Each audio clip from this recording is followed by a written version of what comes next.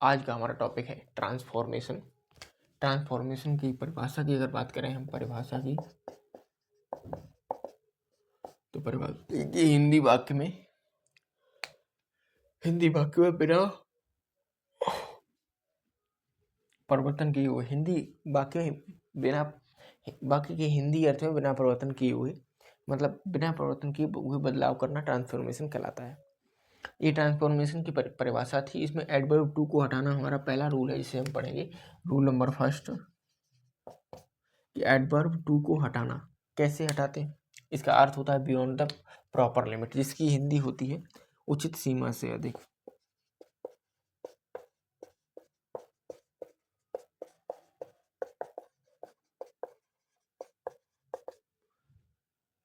हिंदी क्या होती है? उचित सीमा से अधिक, बियॉन्ड द प्रॉपर लिमिट। तो जिसे हम इज एम आर जहाँ पे आएगा वहाँ हम कैन नॉट का यूज करेंगे सेंटेंस में। वॉज वर आएगा उसमें हम कुड नॉट का यूज करेंगे, है ना। ये आते हैं अगर, तो इनमें हम इन चीज़ों का यूज करते हैं। जैसे ही वाज टू वीक, वो बहुत ज़्यादा कमज़ोर है टू स्टैंड अप, खड़ा होने के लिए, मतलब वो खड़ा होने के लिए बहुत ज़्यादा कमज़ोर है। इसका अर्थ निकलेगा ही वाज सो वीक, वो इतना कमज़ोर है that he could not stand up, वह खड़ा नहीं हो सकता था। ठीक है। अब इसमें एक और चीज़ ये है कि हम जब बात करेंगे फॉर मी, यहाँ लिखा होगा, जहाँ फॉर मी लिखा होगा उसका हम आई करते हैं। फॉर हिम लिखा हुआ ही करते हैं। देम लिखा हुआ दे करते हैं। ये ऑब्जेक्ट हैं, इनके ये सब्जेक्ट लिखे जाते हैं। फॉर इट, या किसी बेजानदार चीज़ का नाम आता है, कोई बेजानदार है तो उसके लिए इट का हम प्रयोग करते हैं। फॉर इट के लिए इट का प्रयोग करते हैं। तो इसकी हम उदाहरण भी समझ लेते हैं और 2-3 रूल इसमें हैं उनको भी समझ लेते हैं। उसके बाद हम नेक्स्ट चीज़ कुछ पढ़ेंगे। इस 2-3-4 वीडियोज़ में हम ट्रांसफॉर्मेशन कंप्लीट करने वाले हैं। उसके बाद हम पढ़ेंगे सिंटैक्स, जो कि मेन टॉपिक है इंग्लिश लैंग्वेज का, इंग्लिश ग्रामर का, जो आपको 95%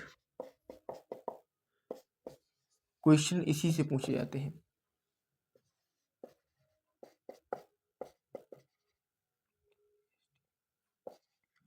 in every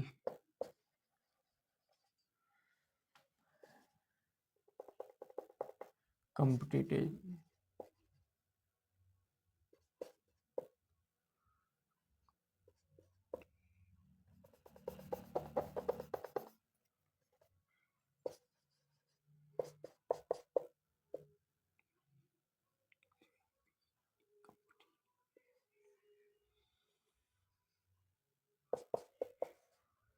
in every competition में, है ना। अगर हम बात करें तो 95% क्वेश्चन जो होते हैं इंग्लिश के, वो सिंटैक्स से ही आने वाले होते हैं। सिंटैक्स मोस्ट इंपॉर्टेंट टॉपिक है, जिसके बारे में हम नेक्स्ट टॉपिक हमारा रहने वाला है। अपकमिंग टॉपिक है हमारा सिंटैक्स, जो कि चौथा टॉपिक भी है इंग्लिश का। उसके बाद हम वन वर्ड सब्स्टिट्यूशन, सिनोनियम, सेंटोनियम से सारा कुछ आपको इस यूट्यूब चैनल पे देखने को मिलेगा, क्योंकि ये हमारा बैच जो है वो फाउंडेशन है।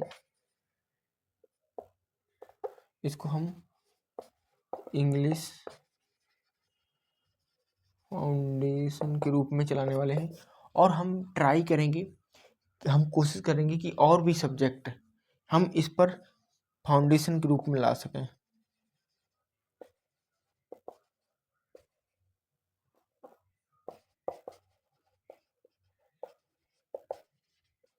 अदर सब्जेक्ट के बारे में भी हम बात करेंगे।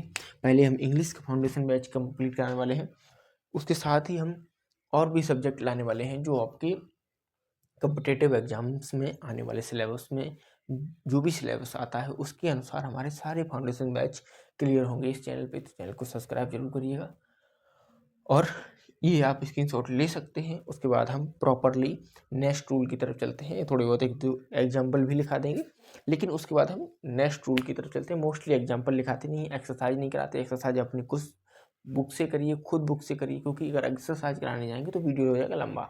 तो हम बात करेंगे अब नेक्स्ट रूल्स की। एग्जाम्पल एक दो लिखाते चलेंगे समय समय पर, बीच बीच में। तो हम नेक्स्ट रूल की बात करते हैं। तो आप इसे स्क्रीनशॉट ले लिया होगा। मैं अब बढ़ता हूँ आगे, इसे मिटा दें, आगे की तरफ ध्यान देते हैं कि नेक्स्ट रूल हमारा क्या है, उसकी तरफ देखते हैं। तो ट्रांसफॉर्मेशन हमारा टॉपिक चल रहा है। तो ये हमारा उदाहरण हमने लिखा है कि जो हॉट है ये बेजनदार है, ये नॉन लिविंग थिंग है। नॉन लिविंग थिंग के लिए हम इट का प्रयोग करते हैं, जैसा कि बताया भी था कि फॉर मी के लिए आई का प्रयोग करेंगे, फॉर हिम के लिए ही का प्रयोग करेंगे, फॉर हर के लिए सी का प्रयोग करेंगे, फॉर इट और नॉन लिविंग थिंग के लिए हम इट का प्रयोग करेंगे। वो यहाँ पे दिया हुआ है। यदि वाक्य में डाडल्ले से पूछे जाते हैं ये सब। यदि वाक्य में एडजेक्टिव से पहले टू होता है और एडजेक्टिव के बाद फॉर आता है, तो एडजेक्टिव के बाद फॉर आता है, टू नहीं, तो वाक्यों को दैट के बाद वर्ब के अनुसार वर्ब को ही अर्थ के अनुसार लगानी पड़ती है। वर्ब को ही लगाना पड़ता है अर्थ के अनुसार। अब कैसे देख लीजिए, ही इज टू स्लो, वो बहुत ज़्यादा धीमा है, फॉर ए रनर, एक रनर की तरह, मतलब एक रनर की जगह। तो उसका मतलब ये हुआ कि एक रनर के लिए वह बहुत धीमा है। एक रनर के लिए, रनर मतलब जो दौड़ लगाते हैं, जो धावक होते हैं उनकी अपेक्षा बहुत धीमा है। तो ही सो स्लो, वो बहुत धीमा है, बहुत मंद है, दैट की he can not a runner, वह एक धावक नहीं हो सकता। तो वहाँ पहले भी हमने बताया था कि जहाँ इजम आ रहा है वहाँ पे किस चीज़ का प्रयोग करेंगे, कैन नॉट का प्रयोग करेंगे। अगर वॉज या नेवर आता है तो उसके लिए हम किस चीज़ का प्रयोग करते हैं, कुड नॉट का प्रयोग करते हैं। इसके साथ ही अगर बात करें हम, टू मच आए तो सो बैड में बदल देते हैं। यदि वाक्य में too much, TOO too much होता है, टू मच नहीं, TOO एडवर्ब टू है ना, ये एडवर्ब टू है, ये एडवर्ब टू के रूल से चल रहे हैं, हटाना बता रहे हैं, how to remove adverb to, ठीक है ना। That is not preposition to, वो प्रीपोजिशन होता है, ये एडवर्ब है। तो इस एडवर्ब टू की बात चल रही है, ना कि प्रीपोजिशन टू की बात चले।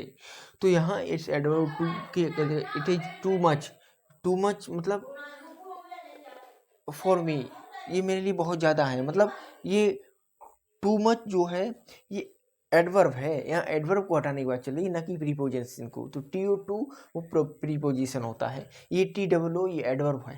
तो he is so bad that I can not bear it, है, बहुत सरल है। इसके बाद हम बात करेंगे जो सेंटेंसेस होते हैं उनको हम असर्टिव से इंटेरोगेटिव कैसे बनाएं, इस बात की बात करते हैं। तो इसे आप स्क्रीनशॉट ले सकते हैं, उसके बाद हम नेक्स्ट पर चलते हैं। अब बात करते हैं असर्टिव सेंटेंस को इंटेरोगेटिव सेंटेंसेस में कैसे बनाएंगे, कैसे बदलेंगे, how to change assertive sentence to interrogative sentence. Ever जहाँ दिया हुआ होगा वहाँ पे हम निगेटिव में नेवर कर देंगे, ठीक है। एनीवन का हम नन कर देंगे, और इसे इंटेरोगेटिव में हु कर देंगे। तो ये साड़ी आप बना लीजिए, साड़ी मैंने बना दी है, आपकी साड़ी बना लीजिए। उसके बाद हम एग्जाम्पल देके इसको भी समझा देंगे। तो एक बार ये साड़ी बना लीजिए, फिर बात करते हैं एग्जाम्पल देके इनको समझा देंगे। बहुत सरल टॉपिक है, ये भी आज पूरा कर देंगे। स्क्रीनशॉट ले लीजिए, बाद में बनाते रहिएगा। तो हमने वो साड़ी बनाई थी और इसी के अनुसार देखिए यहाँ पे एवरीथिंग को हम किस में बदलेंगे, व्हाट में। जब असर्टिव टू इंटरोगेटिव बनाएंगे तो इसमें एवरीथिंग इज यूजफुल, सब कुछ प्रयोग करने योग्य, उपयोगी है, सब कुछ उपयोगी। व्हाट इज नॉट यूजफुल, क्या उपयोगी नहीं है, मतलब यही अर्थ ही निकल रहा है। शुरू में पढ़ाया था कि हिंदी का अर्थ का बदलाव किए बिना वाक्य को बदलना, है ना, हिंदी का अर्थ का परिवर्तन ना हो, वाक्य बदल जाए, तो इसे हम ट्रांसफॉर्मेशन कहते हैं। मैन इज नॉट इमॉर्टल, आदमी अमर नहीं है। इज मैन इमॉर्टल, क्या आदमी अमर है, एक ही अर्थ निकल रहा है। नथिंग इज स्टेबल हेयर, कुछ भी यहाँ टिकाऊ नहीं है। व्हाट इज स्टेबल हेयर, यहाँ क्या टिकाऊ है। तो how to assertive to interrogative, ये साफ बात है। उसी प्रकार से हम अगर बात करें तो इंटरोगेटिव से असर्टिव बनाने की कहानी जो है इसी तरीके से है। इसको ठीक उल्टा कर दो, उसको बाद में पढ़ाई, पहले इसको देख लीजिए, इसको पूरा कर लें। इसका एक रूल ये भी कहता है कि इट डज नॉट मैटर अगर आए तो उसको व्हाट में बदल देते हैं, उस चीज़ को हटा कर। जैसे कि ये अगर it is extremely foolish to आए, जैसे यहाँ पे आया इट इज एक्सट्रीमली फूलिश, माफ कीजिएगा भूल गए थे यहाँ, लेकिन हम it is extreme foolish to waste time to in gossip, है ना। तो why waste your time in gossip, एक ही अर्थ है, सेम अर्थ निकल रहा है, इसका भी ये अगर आता है it does not matter much, तो उसको बहुत में बदल देते हैं। ये जो है बदलने वाले, अगर ये शब्द आए, ये स्टेटमेंट आते हैं किसी सेंटेंस में, तो इनमें बदल देते हैं। जैसे कि इट डज नॉट मैटर को बहुत में बदलेंगे, it is extremely foolish to को बाय में बदल देते हैं।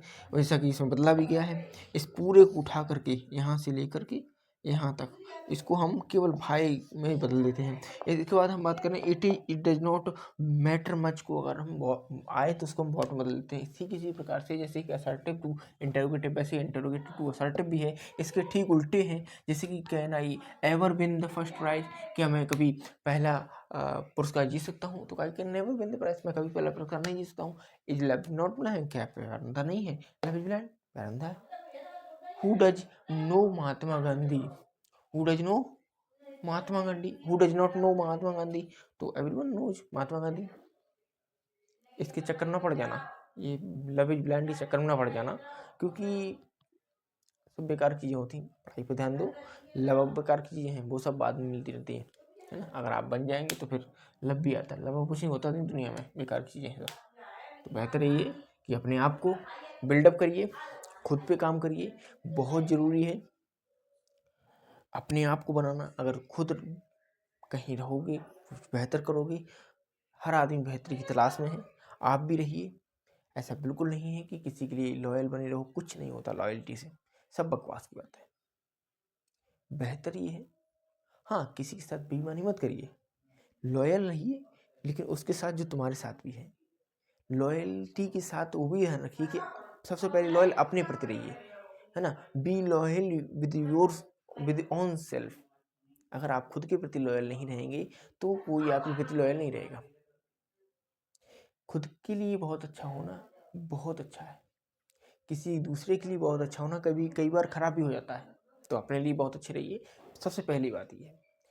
खुद के बारे में सोचिए, बाकी दुनिया जो बोलती है बोलने दीजिए, अपने ऊपर ध्यान दीजिए, पढ़िए, बहुत खुश रहिए। और आशा करते हैं आपको हमारे जो वीडियोज़ हैं वो समझ आ रहे हों। आपसे आपका प्यार हमें मिल रहा है, आपका सपोर्ट मिल रहा है, इसके लिए हमारा बहुत बहुत धन्यवाद है आपको। और इसी के साथ हम विराम देते हैं इस वीडियो को। कल हम बात करते हैं नेक्स्ट लेक्चर की, तब हम बात करेंगे। और आज वीडियो थोड़ा शॉर्ट भी नहीं रहा है, ठीक है, वीडियो हो गया है, उतना लंबा नहीं हुआ जितना पिछले 2 रहे हैं। तो 3-4 वीडियोज में मैं ट्रांसफॉर्मेशन खत्म करूँगा, फिर हमारा मेन टॉपिक चालू होगा सिंटैक्स फाउंडेशन इंग्लिश बैच का। ये सिंटैक्स है। मैंने आपसे ये भी कहा है कि मैं अदर सब्जेक्ट्स के भी फाउंडेशन लेके आऊँगा, अदर सब्जेक्ट्स के भी फाउंडेशन बैचेज को लेके आऊँगा, लेकिन पहले ये सब पूरा हो, उसके बाद आपसे मेरी ये आशा है कि आप मेरे वीडियोज़ को शेयर करेंगे, चैनल को सब्सक्राइब करेंगे। और आप मुझसे ये आशा रख सकते हैं कि मैं आपका फाउंडेशन बैच जो सब्जेक्ट्स पूछे जाते हैं, मोस्टली सब्जेक्ट ट्राई करूँगा कि मैं खुद यहाँ लेके आऊँ।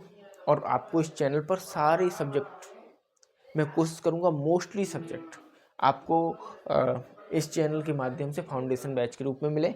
तब तक के लिए चलते हैं, goodbye, see you soon, thank you for watching our channel, please subscribe it, share it and press the bell icon, है ना। तो ये सब चीज़ें देख लीजिए, आप इसके एक बार स्क्रीनशॉट ले सकते हैं। वैसे है नहीं इसमें कुछ, स्क्रीनशॉट लेने के लिए बहुत सरल से हैं, बहुत सरल बनाए हैं। तो तब तक के लिए बहुत बहुत धन्यवाद, मिलते हैं नेक्स्ट वीडियो में।